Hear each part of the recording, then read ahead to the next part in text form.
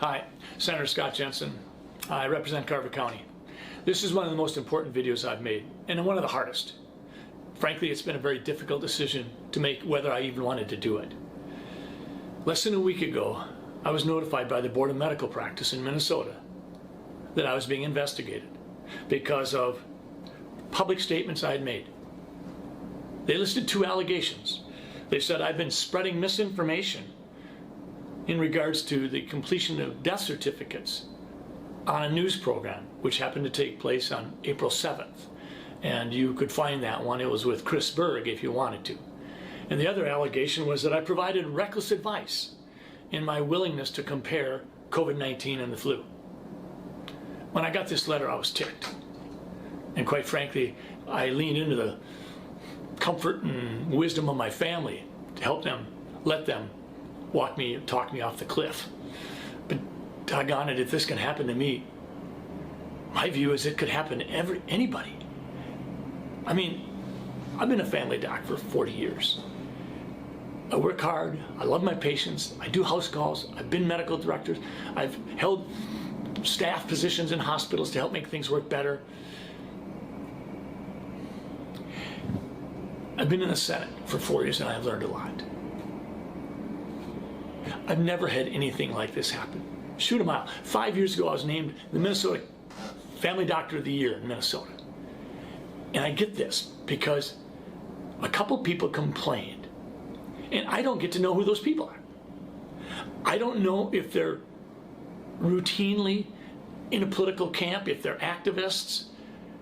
I've gone online and looked at what it takes to complete a complaint that the Board of Medical Practice has to follow up on. It's a one-page deal. You can say what you want.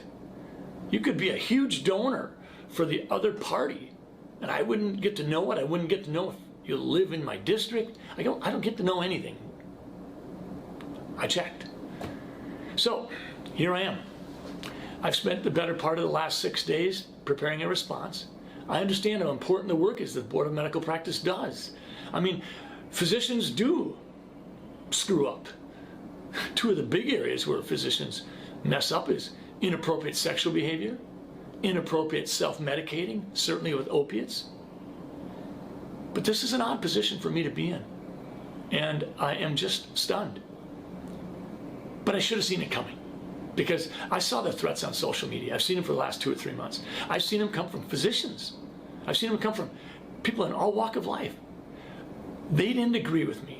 They didn't like it, that I was trying to provide some context for the flu, for COVID-19. We've had some 35,000, 40,000 cases of COVID-19 in Minnesota thus far.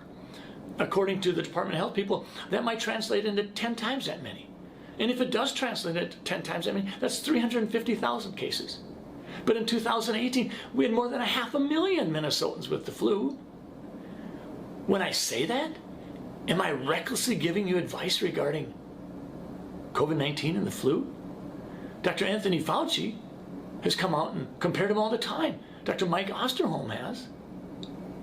In terms of the death certificates, on April 3rd, I got an email from the Department of Health that said very clearly that we should report COVID-19 on death certificates if it is assumed to have caused or contributed.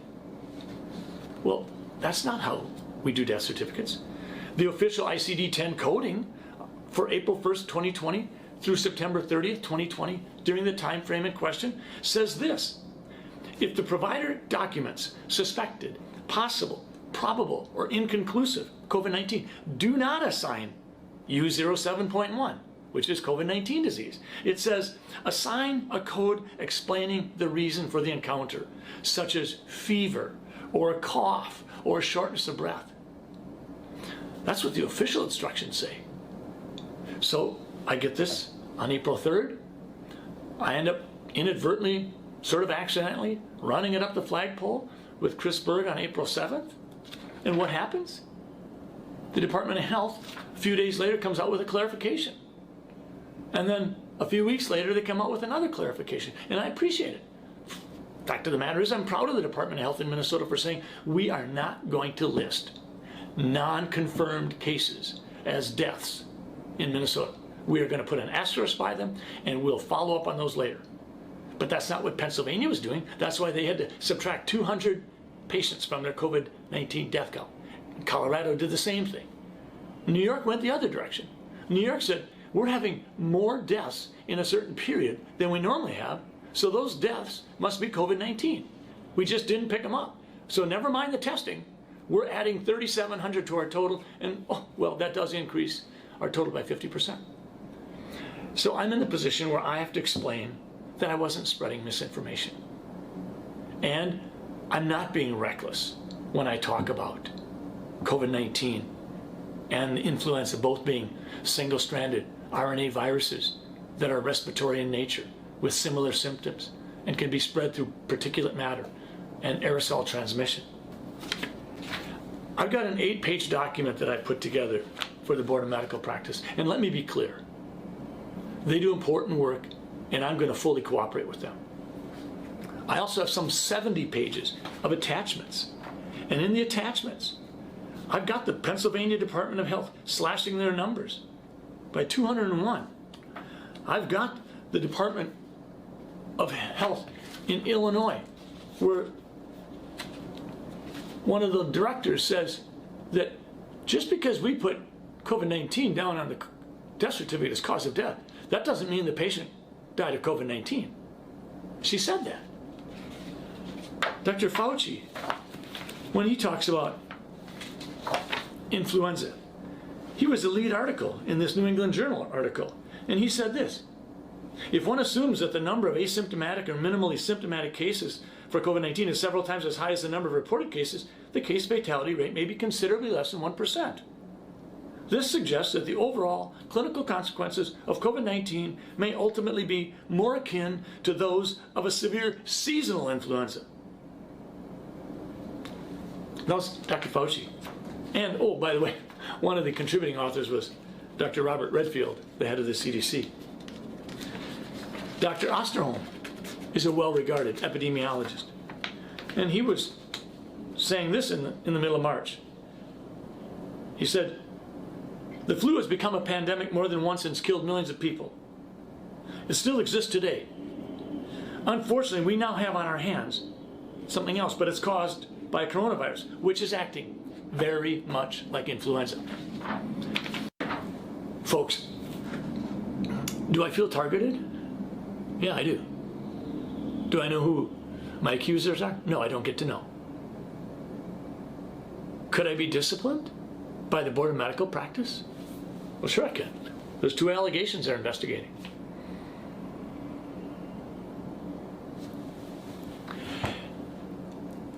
If I have been spreading misinformation, then what about Governor Walz and the Department of Health? Right around March 1st, we had a Department of Health memo that talked about the purpose of, if you will, some of the measures that would be taken to dampen, delay, and decrease the peak, to allow the accumulation of PPE and make sure that our hospital capacities weren't being overwhelmed. In that memo, they say what effective measures are: cover your mouth, don't go out if you have cough or fever, avoid touching your face, your eyes, or mouth, cover your mouth if you cough, wash your hands frequently, minimize outings, socially distance. But what did they say were not effective measures? They said wearing masks is not effective, taking antibiotics is not effective. A month later, Governor Walz comes out, talks about 74,000 Minnesotans dying.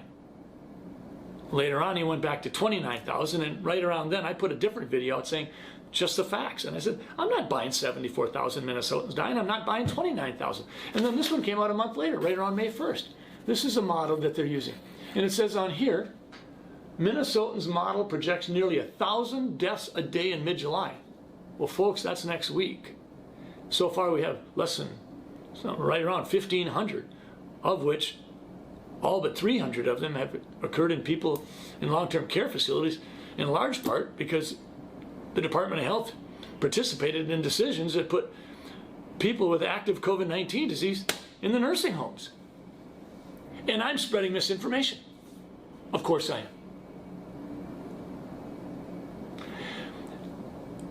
I don't know what to tell you. I just know this is wrong. We're in a bad place. My wife asked me the other day, Scott, why did 911 pull us together as Americans so much? And why is COVID-19 breaking us apart? I think physicians are part to blame. Scientists are. We've become so darn political. Physicians and scientists in the past are supposed to be above the fray. They're not. I have this odd set of hats I'm wearing because I'm the vice chair of the Health and Human Services Committee in the Senate, and I'm involved in policy discussions and involved in bills that deal with providing relief for COVID-19. And on the other hand, I've been a physician in the trenches for 35 years. So I try to connect the dots. I don't try to present myself to be something I'm not. I'm not an epidemiologist, but yes, I've taken epidemiology classes. I'm not an infectious disease doctor, but I take care of infectious disease every day. I just want to leave you with a couple of questions you could maybe ask yourself. Do we think it's okay for physicians to certify in death certificates that someone died of COVID-19, even if there was never a COVID-19 positive test obtained, even if there was never a COVID-19 test done, even if a COVID-19 test hadn't even been considered? And maybe the worst even if the family had no clue that the death certificate they received for their loved one was going to say COVID-19. What do we want to be doing there? In Minnesota, I think the Department of Health is taking care of business. Those are important questions. I'm sure there are naysayers out there that think that I'm getting exactly what I deserve. Fine. If it can happen to me, I think, frankly, that it could happen to anybody. It feels ugly. It feels like some of the people that disagree with me don't want to have a conversation. I've asked many of you to have conversations, and you've not been interested. So, reckless advice regarding comparisons between COVID-19 and the flu. Spreading misinformation, because I cried foul when I received a memorandum from the Department of Health on April 3rd, which directed me to a CDC link, which says clearly that you could have a patient suffering from other medical problems, wheelchair bound, severe stroke within the preceding year or two, no COVID-19 test ever done or ordered, and when that patient dies of pneumonia, it's a COVID-19 death. I cried foul. And I'm grateful that the Department of Health, a week later, tried to clarify things, and a month later clarified it further. But I'll say it again. The official people who write the coding Bible in this country said, if the provider documents suspected, possible, probable, or inconclusive, do not assign COVID-19. Thanks for listening. We better all stay engaged. Thank you. Hi, Senator Scott Jensen. I represent Carver County in the Minnesota State Senate, and I'm also a family doctor. I had 3 patients today that I think need to be discussed with you. First, I had a question from my first patient of the day who wanted to know what my understanding was regarding why the Minnesota Department of Health has indicated that they will be de-emphasizing the metric on their dashboard that has been identified as the doubling time. The doubling time basically is how many days does it take for the number of COVID cases to double? Well, yesterday in the Minneapolis Star-Tribune, there was an announcement that the Department of Health would be instead looking at the number of new cases per 100,000 instead of the doubling time. I understand that as the numbers get bigger and bigger, the doubling time potentially becomes less significant. And I called a couple epidemiologists, and I also called one of the journalists that I know who does a lot of the data analysis to talk that over with them. But I do have concerns with the fact that the Department of Health has now indicated that they're going to count new cases per 100,000 people Our present number in Minnesota is 7.7, and the Department of Health has indicated that our goal will be less than 5. When I read that, that made me feel like, gee, we're not doing so well. It also made me feel like there was a little bit of a club hanging over my head, where if we couldn't get the job done and get less than 5, that might justify more draconian mitigation measures like more lockdowns and things like that. That's problematic for me because I think Minnesota's been doing very well. In addition, if you look at the Midwestern states, we are not the high number in regards to the number of cases per 100,000 at 7.7. We're in the middle of the pack. So again, this bothers me because it feels like fear-mongering. Quite frankly, I think that Minnesota has done well. If someone had asked me 3 weeks ago what I would like to see, I would say, I'm hoping that we don't see a peak or a surge resulting from the riots or the demonstrations, and we did not.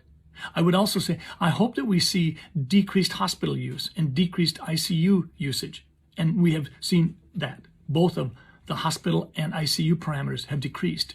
I also would have said, I would like to see the death rate decreasing, and it has.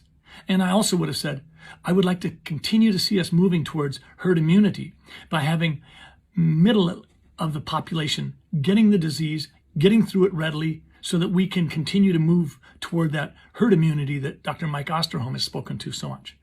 All of those things have happened in the last 3 weeks. And yesterday, Governor Walz said that 3 weeks ago, he felt much more comfortable that he'd be able to get the kids back in school in the fall, but now he's not so sure.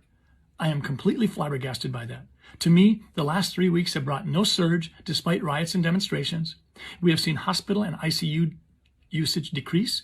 We have seen death rate decrease. We have seen increasing number of cases, and a lot of those have been in the population between 20 and 60. We have seen new calculations of case fatality rates by a variety of people, but a couple of professors at Stanford have come out indicating that if you're under 70, the case fatality rate may well be 0.04%, and that is less than a typical flu season. Another patient I saw this morning was a mom. She wants her kids in school, and she says, why the hesitation? Why do we have to wait till the end of the month before Governor Walz tells us that we can put our kids back in school? I told her, I said, I don't know, but I do know that the American Academy of Pediatrics has come out with a recommendation to get the kids back in school. Quite frankly, there are things happening to kids when they're living in a world of fear, with everybody having a mask on and not going to school and not getting a chance to work with professional teachers in their reading skills and their mathematics skills. We need to get the kids back in school in the fall, this September, and we don't need to wait till July 27th to make that decision. Governor Walz, say yes. Let the teachers, let the administrators, let them work this out. Let's have some personal responsibility. Our teachers want to do the right things. Our schools want to do the right things. Our school districts want to do the right thing. We need to move forward. We do not need to have the entire state pivot on what you say on July 27th. It isn't healthy. And lastly, I just got done seeing a patient in his mid-80s who was in the hospital for 2 to 3 weeks with COVID-19. When he was there, he had signed a paper saying, no ventilators. 3 times his family was queried by hospital staff saying, we need to put this person on a ventilator or he may die. The family held strong, said, no ventilators. If he dies, but that's not where we're going. Well, he did fine without a ventilator. Now, this is just one case, and I'm not trying to give you medical advice. I just want you to know that this is a complex situation. And in this specific situation for this patient, who we'll call John Doe, John benefited from all that we learned in New York City, where we learned that caution with ventilators is appropriate because simply jacking up the pressure by which we force air into the lungs might not be the ideal response. So we're learning as we go. It's fluid. The fact that New York City and the doctors and the nurses there have taught the rest of the country is something we should be thankful for. But this patient of mine was discharged on oxygen, and he's steadily been able to reduce his oxygen, and he's feeling well, and his spirits are good. And you know what? He's back to running his business.